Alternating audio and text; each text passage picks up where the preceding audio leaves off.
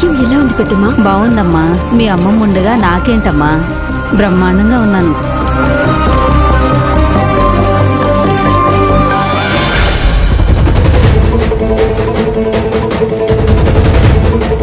ఏం చేస్తున్నావు బాస్?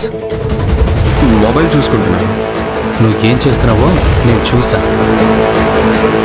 నువ్వు చాలా తేడాగా ఉన్నావే. నేనేం చేశాను?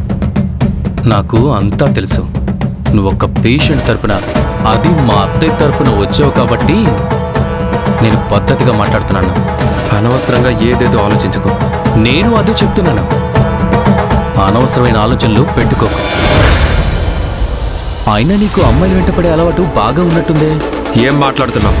స్వరం తగ్గించు. నీ చూపు తేడాగా ఉంది, ప్రవర్తన వేరేలా ఉంది. జ్యోతి అంటూ ఎందుకు తనని ఇబ్బంది పెడుతున్నావు? అది కాదు, తను అలాగే ఉంది కాబట్టి అదే అంటున్నాను. తను వర్ష. సరిగ్గానే వినపడుతుందా లేదంటే మళ్ళీ చెప్పాలా? తను వర్ష, నా మరదలు, నాకు కాబోయే భార్య. అర్థమైందా? తను నిన్ను ఇష్టపడుతుందా? అదంతా నీకెందుకు? మా పెళ్లి జరుగుతుంది అంతే. నాకు తన మీద హక్కుంది కాబట్టి నేను చెప్పేది ఏంటంటే, వర్ష వైపు వంకర చూపులు చూసినా, మాట్లాడటానికి ప్రయత్నించినా నేను నిన్ను వదిలిపెట్టను.